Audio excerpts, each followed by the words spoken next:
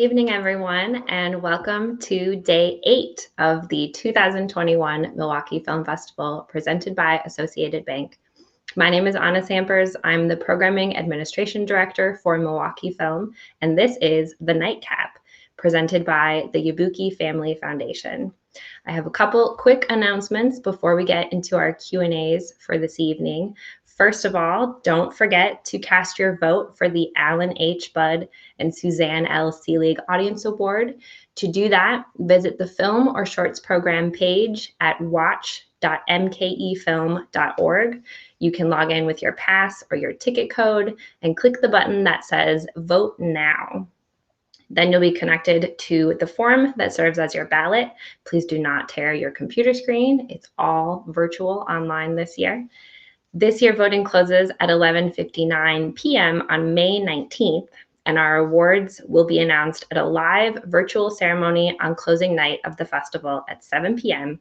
So tune in and see if your favorites win. Also, as you might have seen during the festival, we have a double up challenge happening thanks to the generosity of Susan and Bob Mickelay. If we raise $50,000 during the festival, they'll double it. So text double up to 44321 or go to mkefilm.org/donate to donate. You can also go to mkefilm.org/members to become a member and help us meet our goal. Currently, we have raised just over $44,000, which is 89% of the way to our goal. So we're so close. Please donate now to help us push us over the top. Also, Milwaukee Film could not do what we do without you during the festival as well as throughout the year. Without the support of our members, members get access to free films throughout the year, discounts on tickets, passes, and more. Plus, our members keep the nonprofit Milwaukee Film going. If you think that sounds appealing, join us. And if you are already a member, thank you and help us spread the word. This evening, our Q&As are I'm super excited for them. We'll be joined by the director of the short film Revelations, which screens in our very popular Shorts Surprise Surprise program. And then we'll be joined by the filmmaking team of the feature-length film When Claude Got Shot. So wherever you're watching us live, drop your questions and comments in the chat or the comments section, and we'll put them into our conversation. So you can also ask these filmmakers your questions. First of all, let's kick things off. I would like to welcome to the screen the director of the short film Revelations, Jack Dunphy. Hello. Hi, welcome, Jack. Welcome, nice to meet you. Yeah, nice to meet you as well. Thank you for joining us. Of course. To kick things off, can you talk about where the inspiration for this film came from? Is it based on a true story? Is it completely true? A little bit true? What's going on there? Yeah, it's pretty true. I took some liberties. Yeah, it's based on a true story. It was actually made as a part of a feature that I'm still making. I've been making it for 6 years. It's about my dad and girlfriend's death. The movie's changed so much over the years that I decided to just sort of redo all the animation. So I took this chunk out of the feature and set it free as its own thing. So that's kind of where it came from. Nice. Can you talk a little bit about the animation style? I really liked it, and it seems very specific. Can you talk a little bit about how your style has evolved? Well, I like to think I get better as I go. I stop motion cutout. I sort of sit. I'd seen South Park and those Terry Gilliam cartoons from Monty Python, so the style seemed kind of self-explanatory. And as I've progressed, I've been able to sort of incorporate some of my other influences, like Jan Schvankmajer is a great surrealist stop motion animator. Sort of bringing real objects into the frame, sort of making it like three-dimensional. It's actually been a long time since I've seen Revelation, so I'm having trouble like remembering I will say the backgrounds are done by my friend Gus Federici, and that was a big step for me to have work with another person at all, but also to work with the guy who had such a great visual sense, and I think really elevated the whole thing with those great backgrounds that are really trippy and also really realistic. He also drew Celine's face when I see her when I'm on acid, and suddenly I see her for the first time. I Mhm. can't draw that well, so Gus drew that. And sorry, I feel like I'm flunking this question. No, I mean, everything you said is in the film, so I would give you an A so far. Can you talk a little bit about the you kind of mentioned that there's a little bit of a mix of different mediums throughout the film. So there's sort of the main animation style, and then yeah, when your character is on acid, the animation style changes a little bit. And then you also sort of incorporate archival footage from when you're directing the girlfriend in short films, and that's all kind of mixed together. Did you what was that process like of figuring out what each section would sort of look like? It just came very naturally. The mixture of the animation and the archival footage just, I don't know, it seemed sort of natural and seamless to me. Um, I did definitely think about how the acid sequence was going to go because that was a change of perspective. The reality within the film needed to change. And as I said, that's where Gus came along and his animation style, or not so much animation style, but his illustration, because that was a different style than mine, which is sort of cartoonish and simple. He was able to draw the face very realistically, and as I sort of alluded to earlier, that was a way to express the character seeing reality from like one level to suddenly seeing it like four levels deeper or further. I don't know. Have you ever Mhm. done acid? I have not, but I've heard it's great. Well, I mean, it can be good or bad, but I think I show both sides of it in the short. I don't know. I was just trying to explain. You know, I wanted the animation to reflect seeing reality in a different light. Yeah. Yeah, I think it definitely does that. My favorite, one of my favorite scenes in the film is when he's staring at the tree and it just like rotates between all the different scenes. It's like when the tree stopped changing, that's when I knew I was good.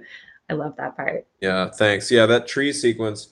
I actually came. Well, I had a lot of great collaborators on this. The composer Seth Kaplan is my friend. He's a little bum, but I like forced him to do this.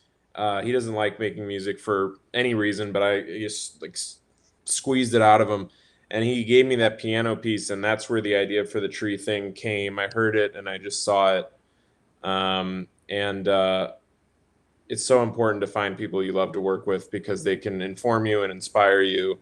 And then, of course, this guy Seth, he's so critical about everything. We saw the short, and then his first reaction was like, "You should have drawn more trees." And Gus and I were like, "We drew over 100 trees," Oh my and God. he's like, "Man, you should have looped them more." Or something. I don't know. It didn't. So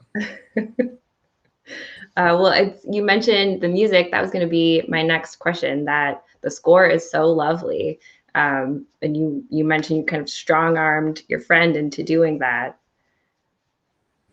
yeah, yeah. We went to high school together.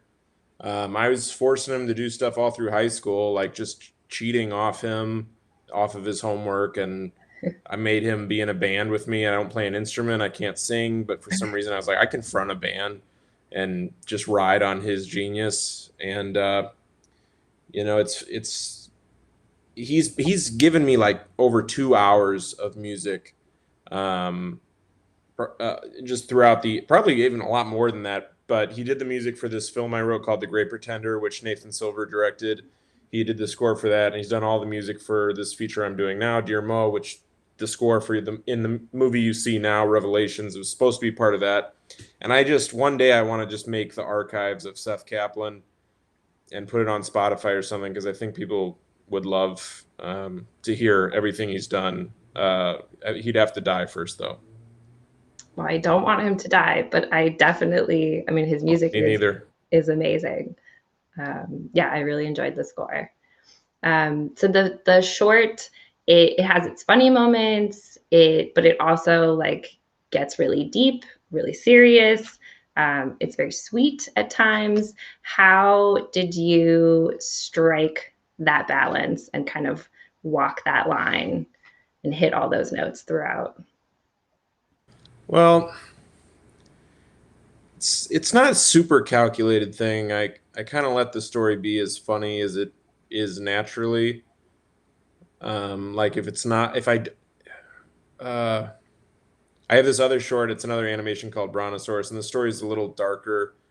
And I've noticed that's actually the only one I've seen with an audience during COVID year, and the laughs are kind of they don't all happen at once. People that laugh at different things at different times, and it's not a sort of loud, billowing laughter that I would like. And I've had it with some of my other shorts, and maybe in some of my other shorts, I was like, okay, huge laugh here. I mean, little laugh here. I can't even remember if I was that calculated, but at this point, Mhm. I just don't think about it as much. I have a sense like this will be a funny moment, but I don't force it. I'm not like mathematically the audience needs to laugh now. I just kind of like let the story dictate the emotional waves. But I definitely do think about, you know, a film needs to change as it goes. It's I think naturally it will have a tone that's consistent.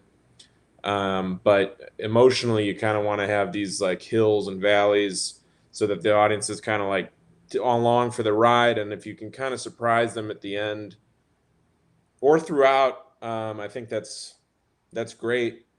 Um, but again, I don't like sit and plot like how am I gonna reverse this or or give them a little twist. It just Mhm. it sort of happens naturally. Mhm. Yeah. Well, it worked out beautifully in this Thanks. short. Do you have a favorite part of the filmmaking process? Do you have a favorite part within while making this short? Favorite part? I mean, animation can be pretty miserable. Um, like process, what my favorite part in the of the process? Yeah, the process, Um, or I don't know, being done with it and letting it go off into the world. being done with it is like nothing. Like it's relieving, I guess, but it's like you're this thing that you worked on for so long is just gone.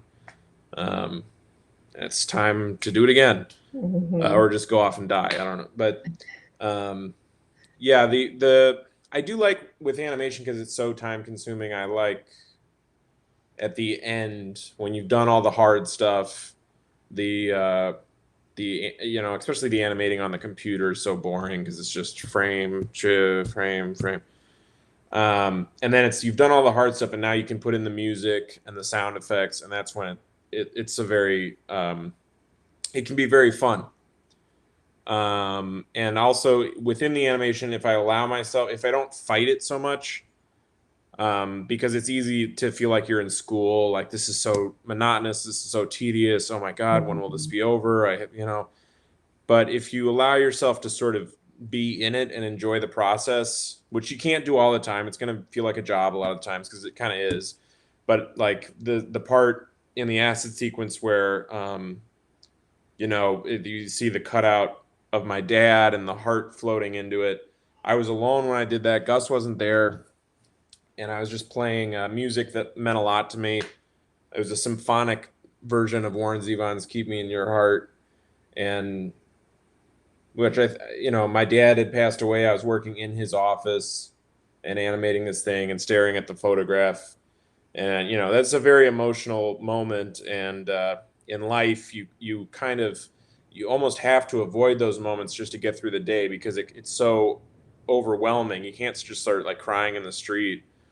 But if you sort of allow room for that within the artistic process, it can be beautiful and healing. And so it maybe goes a few steps beyond enjoyment. But those are the moments that I remember feeling, human and alive during the Mhm. process. I'm sorry, I should turn my phone off. No, Sorry, Anna. that's fine. Yeah, that's such a lovely sentiment and sounds like such a lovely, like you said, healing moment that you can find within the film. That's so great. What my next question is, what is next for you? What are you working on now? You're still working on the feature length version? Oh God, yeah, that feature length movie. I pray to God that it's done within the year because it's really. I mean, it's been all my 20s, and yeah, it's called Dear Mo. I pray that's the last title. It's had many different titles. It's about my dad's death, which I filmed in real time, and it's also about my girlfriend's death, and I'm animating my memories of her and our life together, and combining it with the documentary footage. And I know it sounds completely morbid and depressing, but hopefully there'll be some funniness too. It'll be like tonally similar to this, I think. I mean, well, it'll be pretty hardcore too, I guess. It's anyway. And then I have some other shorts, and then a podcast I'm close to releasing. So yeah, I got a lot of things going on. Yeah, that's exciting. If people want to follow along with the film or follow along with your filmmaking, do you have a website, Instagram, something you want to plug? I do have an Instagram. It's at Jack Freeman Dunphy. Yeah, I just post. You can see my comics, my Modern Man comics. I just posted one. And I'm very sad because it's not gotten very many likes, and I think it's horrible. I think I've lost my ability to make comics, but check them out. Jack Freeman Dunphy, and you can look at my Vimeo. You'll see my previous short film Serenity and Chekhov, and soon I'll be uploading this one and also my other short I've been going around with Brontosaurus, and then some other new shorts that no one's seen. So I'm out there on the internet land. Yeah, I'm very excited. That sounds very exciting. Sounds like you have a lot to check out. So I encourage everyone to do that. Well, Jack, thank you so much for joining me and answering all of my questions and allowing us to share your film with our audience. Thank you, Anna, and thank you to everyone who's put this festival on. I know it's hard during these times, and thank you so much for keeping these films alive and giving us a life. And it's awesome, and it means a lot. Yeah, it's our pleasure. And now I will throw it to Milwaukee Film's artistic director, Kara Ogburn. Hey, everybody. Good evening. Thank you, Anna, and thank you, Jack. I'm here and I am joined, and I want to bring to the virtual stage the team from When Claude Got Shot. Claude Motley, Santana Coleman, and Brad Lichtenstein. There we all are. Hey, everybody. Hello. Oh, Hi. So I'm going to start sort of at the beginning. And, you know, the title of the film is When Claude Got Shot. And like, that is where the film starts. And it really, you know, unlike a lot of documentary films, it's hard to know kind of like, how on earth did we start right here? How do we start at the beginning? So Brad, can you talk a little bit about how this film started for you? sure. I'd be happy to. First of all, thanks Milwaukee Film for having us and for including the film in the festival and for doing this in our hopefully last days of the pandemic. So looking forward to live audiences next year. When Claude Got Shot, in many ways, actually started in the room that I'm sitting in, like sort of on that couch. For people who don't know, Claude and I have been friends for as long as I've lived in Milwaukee, so 18 years. And he, of course, if you see the film, you'll know this, moved away to Charlotte a while ago, but always comes back with his family to Milwaukee, especially in the summers. They whole family comes, stay with different people. And in this particular moment, Claude's oldest son, my oldest son, Claude's only son, Sol, who are friends, Sol was staying with us. And Claude was staying with his friend Scott, who he was going to his high school reunion with. And unfortunately, the incident happened that Friday night. The next Saturday, I was actually in Estabrook Park with my whole family and with Sol when we got word that Claude had been shot.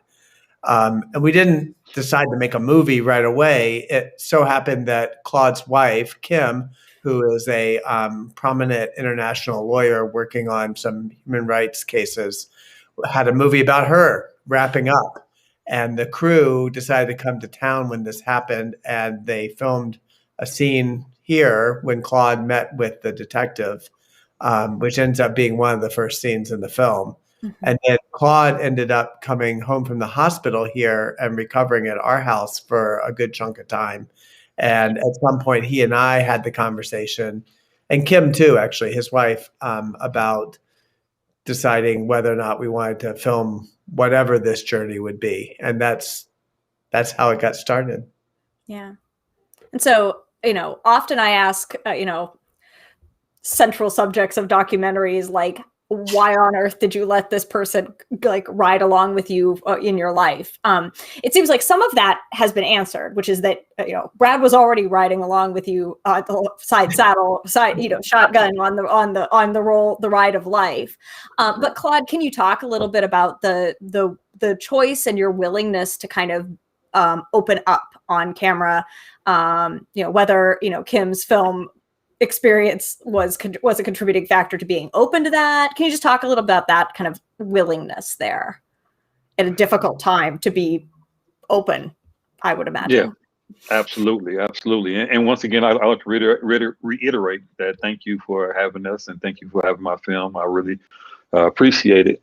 It's something that we really thought, and going into the question, it was really something that we thought that needed to get out, but we did, and luckily that it was just timing, of me being open. I've gone through the experience with Kim, Brad really finding that this is an interesting subject, especially, we really wanted to talk about what was going on in Milwaukee at the time. So it was definitely, we were trying to get a lot of, exposure to the crime. I didn't even, and like Brad said, I didn't know who did it. And we were on the news, we were talking about it, and it was more of even a big issue of the crime that was going on in Milwaukee. Once we found out how things unfolded, and that was, and we kind of decompressed and thought about it, we thought that this would be something that we need to, it would be nice to go ahead and start talking about the dynamics, and especially a 360 dynamic look at how the crime affects not just me, not just the shooter, but how it ripples out. So, and it just developed. It just kept developing, and it took us over 5 years to do this. And because the story, it's life, and we don't know when it's going to end. You don't know when it's going to, when people are going to have emotions and things like that. And it was just a great roller coaster ride that we went on. Yeah. So, and Santana, can you talk about kind of when and how you got involved, and, kind of as you worked on this project, maybe what was, kind of surprising or unexpected or sort of significant for you in participating? So I got involved basically through lots of connections of people who knew people and, and knew Brad. And I was about to graduate college and needed an internship. And so I kind of started right after college and worked my way up to co-producer. And it was definitely, that's very short piece that I just said sounds so simple and so quick. But it definitely, obviously, took time and took years and took learning, and still learning to this day. What was surprising? I know there's something that I could say that would be remarkable for this type of, Q&A, but I can't think of anything specifically. I just remember the whole process being, a learning journey and being something that's surprising, because it wasn't necessarily my first time making a documentary, but it was my first time making a professional funded documentary, outside of like college and the free little, things I did there. And so that whole process was definitely surprising. Learning the story, like I was away at college, but I was here in Milwaukee just for the summer to give birth to my son during the summer that it happened. So I had never heard the story. I guess I was focused on delivering a baby and not watching news or something, but I kind of felt so out of the loop that I had never heard this. And then getting all the details of the story, that's probably what was shocking. Just small details that were never released in the film, of just like the craziness that just intertwined between the characters. And it was a lot of crazy just similarities, and like things that was happening behind the scenes with the crime. And I think that was the stuff that was really like intriguing and surprising. Yeah. You also tried really hard not to have your answer there be Excel was the thing that you learned during this process. Which is not a cool answer, but it's probably right. Like, as you became more and more familiar with budgets and funding. Yeah. That's an uncool answer, so we'll avoid that one. Brad, as you sort of came along and as not new to budgets, but what was surprising for you as the story and as you sort of followed along, things that maybe you found revelatory in learning about our city or about your friend? Well, I think the way I would answer that, so in terms of learning about the city and gun violence, we had just actually been doing a 100-part podcast series called Precious Lives about young people and gun violence in Milwaukee. So if anything, I think I was maybe too immersed for my own health in gun violence at the time. And then all of a sudden it happened to Claude, and that was a shock. Yeah. I mean, when I got the message and read the words, it was kind of a weird dichotomy because on the one hand, it was a shock to learn. On the other hand, it was like I knew just what to do to tell Soul. I knew how to tell Soul because I had already listened to, at that point, probably 70 stories about gun violence. I knew I needed to communicate to him that his dad was alive and that he was talking to people, which is one of the things I asked on the text, and that, he would get to see him very soon. I think that over the course of the journey, what was surprising or maybe just different from a filmmaking experience was being so close to a subject of a film. And I sort of resolved early on that we would essentially be making this film together. I mean, obviously, there was lots of things that Claude wasn't in on, like he wasn't in on the edit every single day or anything like that. But I kept him. I mean, we probably talked 3 times a week and talked a lot about stuff. So he was aware of everything that was going on. I wasn't hiding anything. And, the one part where there felt like there might have been some dissonance, I wouldn't even say tension, but sort of dissonance is that, my filmmaker head was sort of already traveling to how to tell Victoria's story and Nathan's story. And that was happening before Claude was really there. Claude was still in a place where he was dealing with so much of the impact, all the surgeries, the bills, everything mounting. He wasn't really ready, to sort of open up to Nathan in the same way that I was kind of approaching. Yeah. Claude, what was maybe in watching back the film? Were you revisiting your own history, or just in sort of kind of being at the center of kind of all of these systemic processes? What stands out for you now? Kind of a bit removed, but not still totally removed, obviously. And it is definitely a surreal thought process to go back and look at yourself as an out of body experience. Because, the thing about it is that when you're in those moments, you're seeing it from a perspective. But then when you see it from a camera perspective and seeing your reactions and how, things like that, it definitely was there are surreal moments, and especially very emotional moments, because not only do I attached how I felt every single time I see it from a third party, almost a third party thing. So that was kind of shocking at looking at that, but one of the things that you said, that Santana and Brad both mentioned was, these things weren't, the news of how I got shot during the time, the actual news, how it came to Brad, it's so commonplace. It's so commonplace that, we're dull. It's not something that is shocking. The whole concept of what was happening. And it was just a matter of now action. How do we get through it?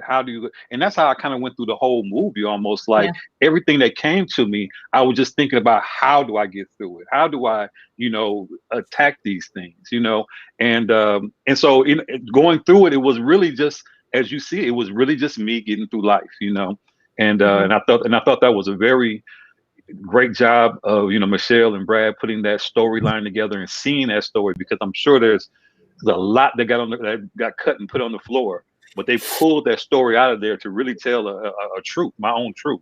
So I was really proud of that and thankful, Shout out to Michelle Chang, who is our editor. Absolutely. Always shout out those editors. Oh my God. Claude, you talk a lot in the film, or at least in the parts of the film that Michelle has pulled out for us. But I'm going to suggest that this is something that you reflected on a lot.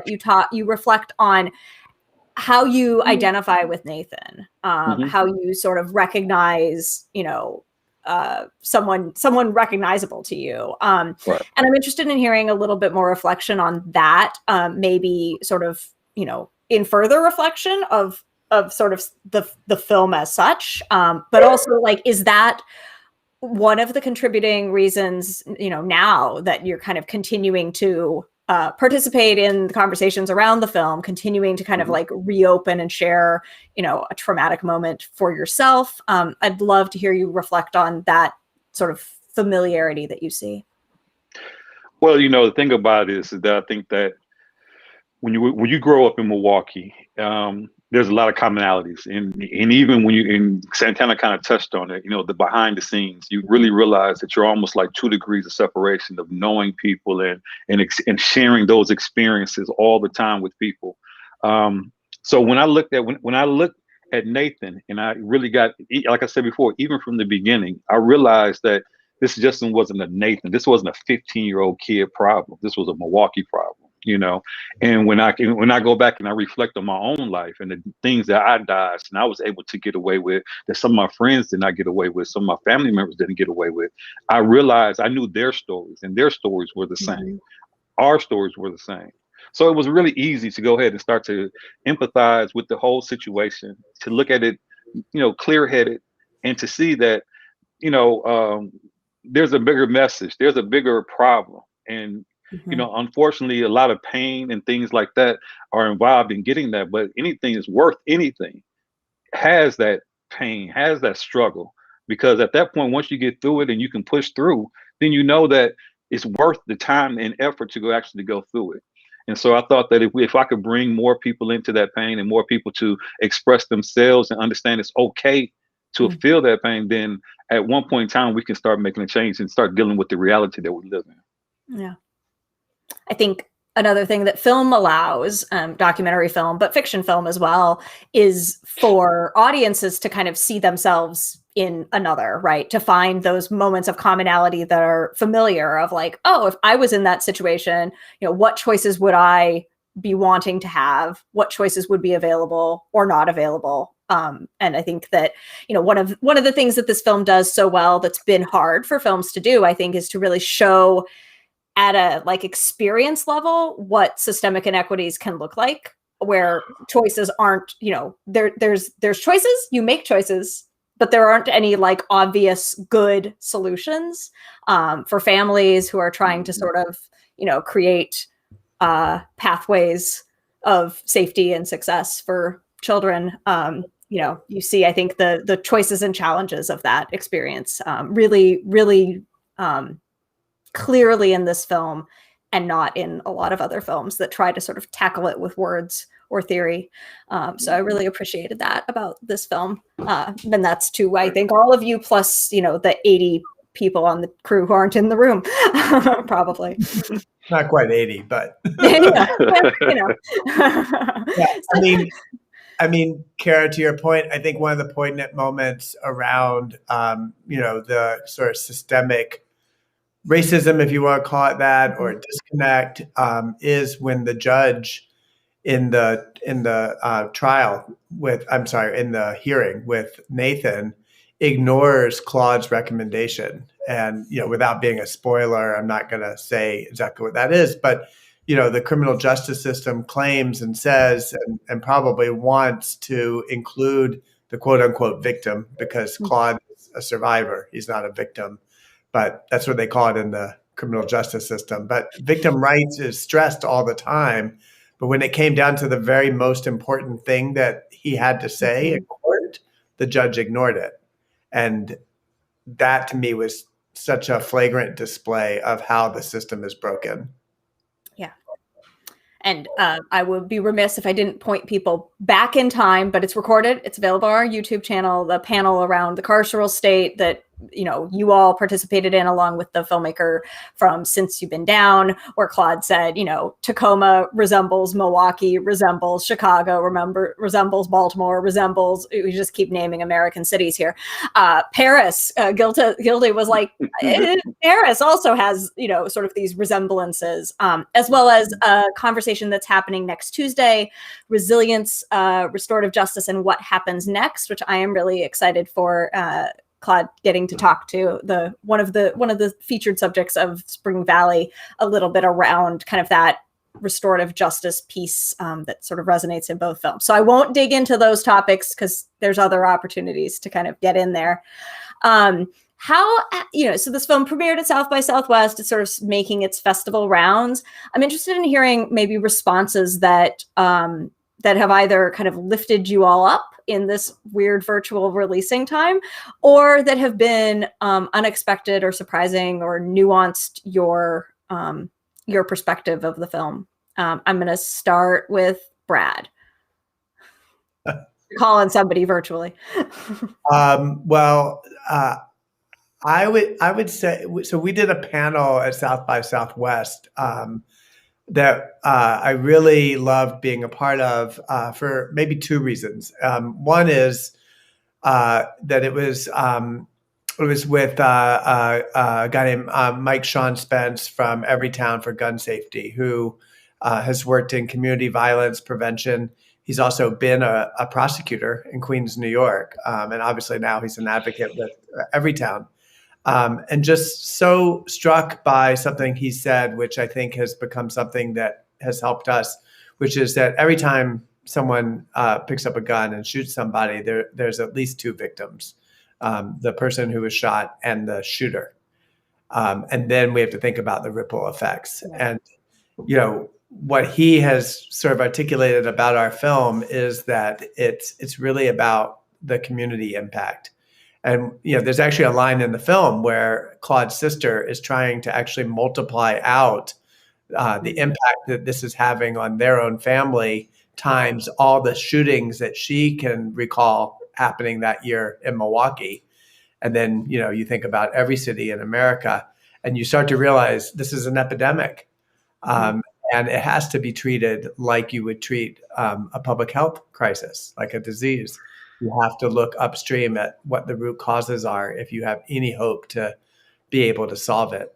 And I feel like, so in terms of your question, I think Michael Sean Spence really has kind of put that into perspective. And you know, we're super lucky that he's actually part of our impact team. And we're going to be, you know, doing a lot of, I hope, talking.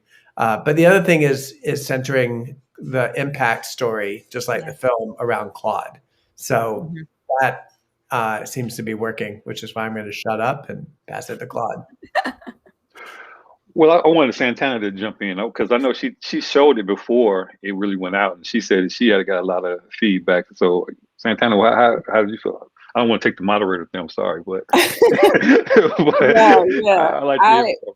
I did. I showed it a few years ago when we were kind of having like a down point in production.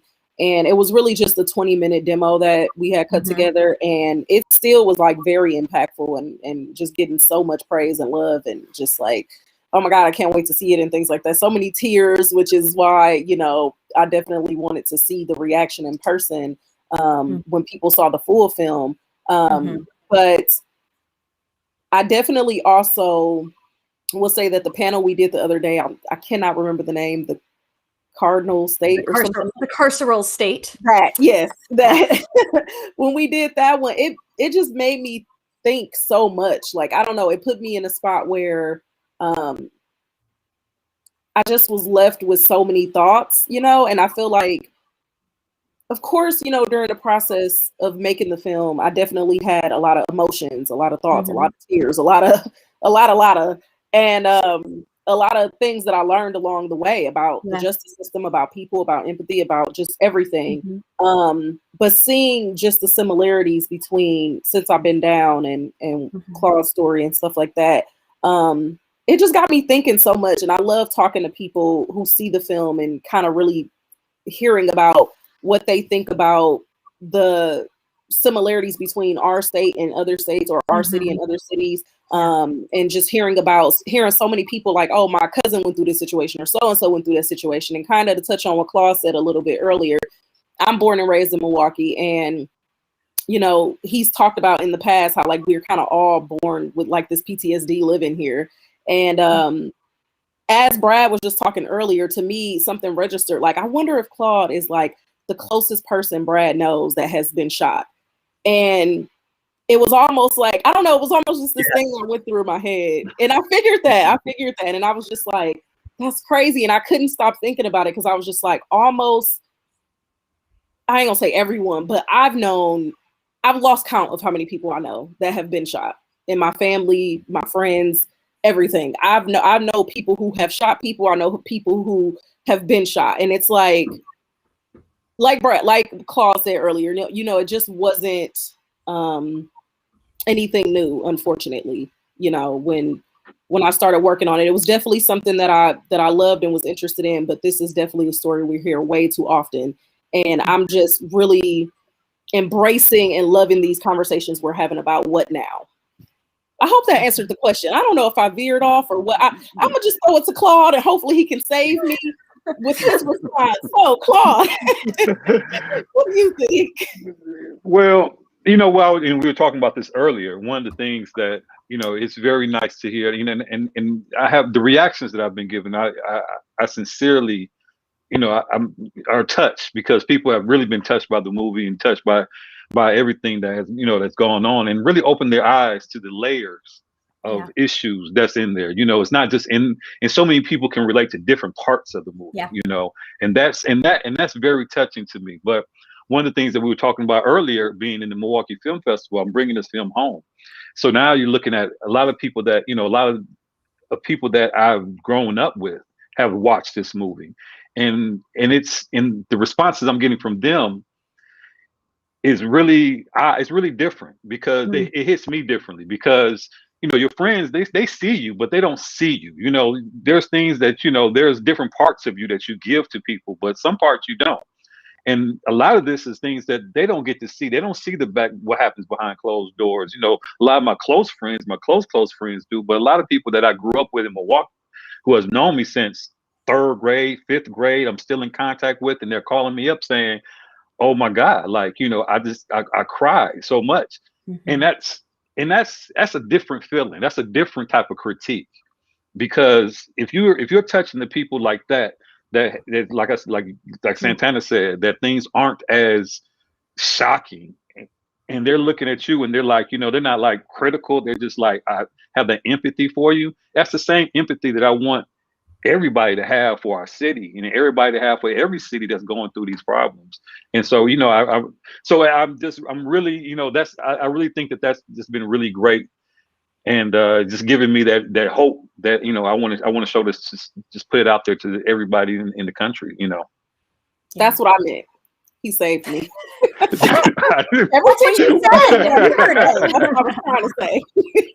I just want to say, I love the ASL. I think hope is this. Is that right, Ken? I was trying to. We're learning ASL one vocabulary word at a time. I've learned film.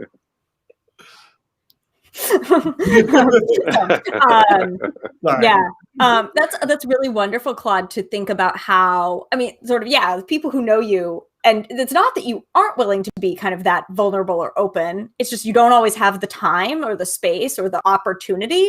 Right. And so thinking about how that will deepen those relationships, and how your story may affect them differently than it does, you know, those of us who are less close to you, who aren't already your friends, but sort of thinking about that kind of change, and the way that it may motivate them see, I don't know, to see circumstances or other humans differently is really interesting. Yeah. That's fantastic. I'm going to ask the impossible question, and I think that the answers may be gestural and in process. But like, where are there hopeful or opportunities for change that you're seeing, sort of as you begin to unroll the impact part of the film? Where do each of you sort of center that action and impact? I imagine it's different for each of you, but tell me if I'm wrong. Who wants to go first? I can go. Yeah. For me, it's definitely always been the youth. I mean, like Brad talked about, that's just really figuring out what the root is of causing. And I mean, obviously, I don't know the statistics as far as how many youth is the problem in causing these things. I know in Milwaukee right now, that's what it feels like. That's what it seems like. That's what, to me, the numbers are looking like. I'm not sure about other states and things like that, but I think that, one of my favorite movies, The Hate U Give, it stands for that Tupac acronym, the hate you give little infants fucks everyone. And it's like, I was also thinking about that the other day when we were doing our panel with Since I've Been Down and stuff. And, it's just, it couldn't be truer. That film really outlined all the stuff behind the scenes that happens that leads usually a child to just make the wrong decisions. And even when they grow up and become an adult and start, shooting people or just whatever, I really think we need to start with the youth in order to change the direction of gun violence and all of these things that's going wrong. And so for me, I think my focus has always wanted to be the youth. And of course, Milwaukee, because it has a special place in my heart. This is where the story is. This is my hometown and things like that. But everywhere. I think it just really needs to start with the youth. Yeah. And you have at least one very close to you to start with. Yeah. One of the things that I look at in the situations is that I look at a lot of politics and things that's happening out in the world today, and we're definitely in a time of change. And I think that this is a great movie to come out because it really shows the commonalities. One of the things that we learned this summer is the commonalities of police violence across this country. It's not just a one bad apple or just something that happened over here. We really found out that this is happening all across the country. And so hopefully a lot of the things that are in this movie shows a commonality. And it can have, and it can shows that there are things in the city, there's foundational things, that needs to be changed so these kids don't have different choices. Sometimes we talk about that kid had a choice to do that. A lot of those choices were stripped away long before they even picked up a gun, and so now that's when we can start looking. And one of the things that Brad always talk about, you might even say it now, about the problems are upstream. And he says it a lot better than I would, but the problems are upstream, and we have to start to thinking about how do we do this and how do we attack it.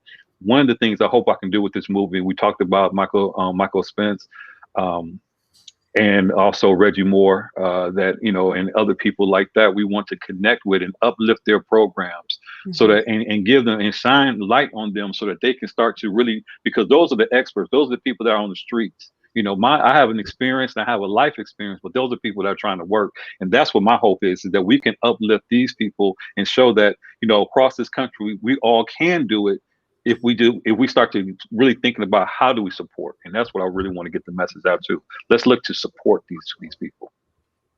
Yeah. Amen. I'll just add that I think that the wonderful metaphor of how we as a society need to, address and approach, our nation's young men, and particularly our young men of color, is the way that Claude approached Nathan. Yeah. Claude was shot by Nathan, and yet he found love in his heart for Nathan. And that's because Nathan is all of our children. And, we tend to get all divided by the polarities in our politics and, and zealous over policing and over incarceration and give up on our youth. And in fact, what we should be doing is creating every opportunity in the world for all of our young people and making sure that there are loving adults in everyone's life. Because there are a lot of things that go on, as Claude said, before someone decides to pull a trigger. Yeah. So we'll look to, I'm going to, point out the Blueprint for Peace and all those kinds of policy type spaces that we can probably just line up to support it as sort of tangible actions. But I think, Brad, that just human, seeing humans as humans, as a sort of a very base starting point as a piece of all of our role in helping support change as well.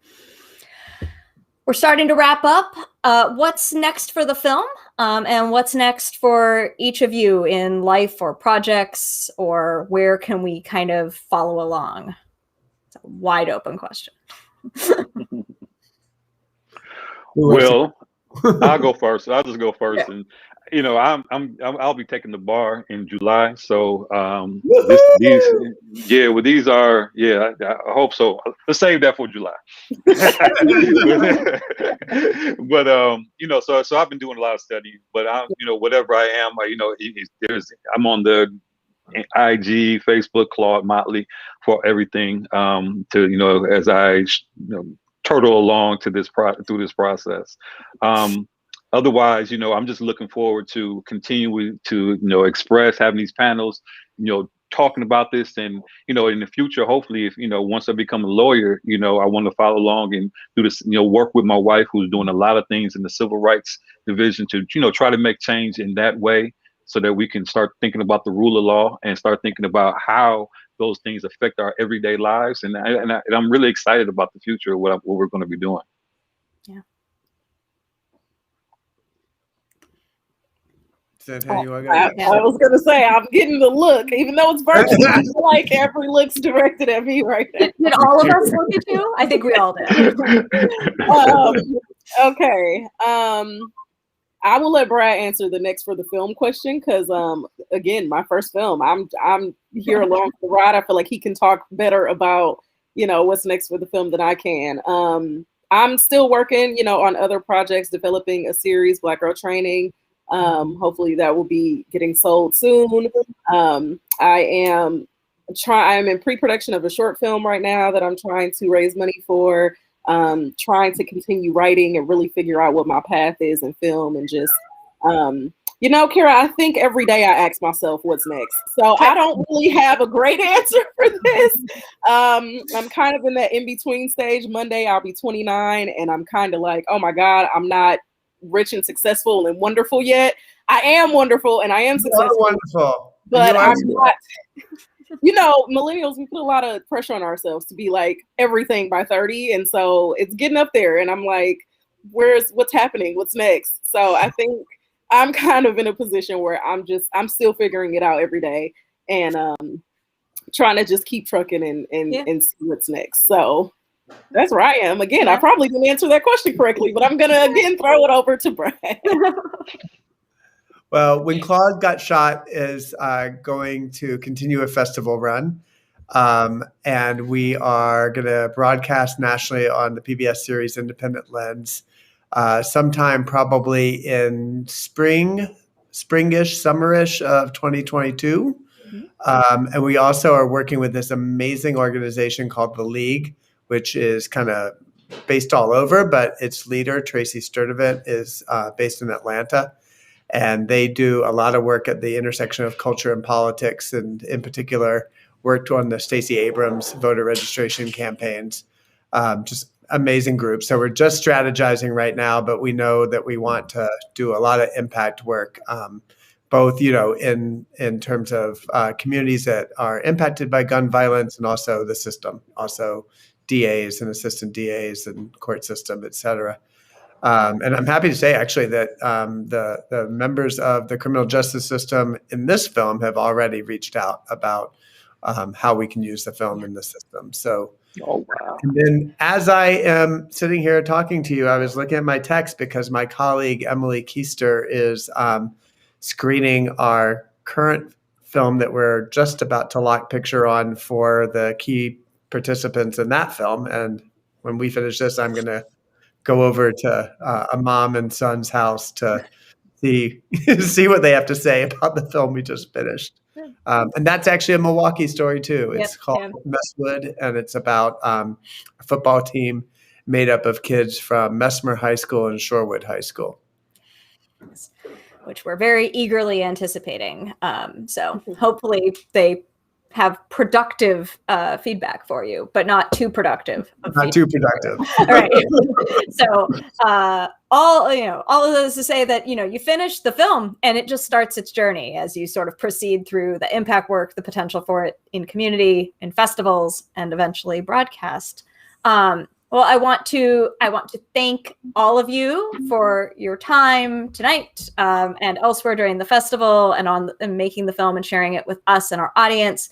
There's a question in the chat, and so I'm going to plug that you can continue to purchase tickets on our website and go to watch.mkefilm.org. Once you press play, you have 48 hours to finish, unless it is the end of the festival when all the films turn into pumpkins. At the very end. So plenty of time. And right there on that page is a link to the Carceral State panel. There will be a link to this Q&A. And Tuesday at 4 p.m. Central, there's that conversation around kind of resilience and restorative justice. So lots of opportunities to keep learning and thinking. But thank you all for your time this evening and for the film. Thank you very much for having us. Yeah. Thank you, Kara. Yeah. And thank you, Kenton. Thank you. Thank you, Kenton. Thank you, Kenton. Good night, everybody. Good night. Good night.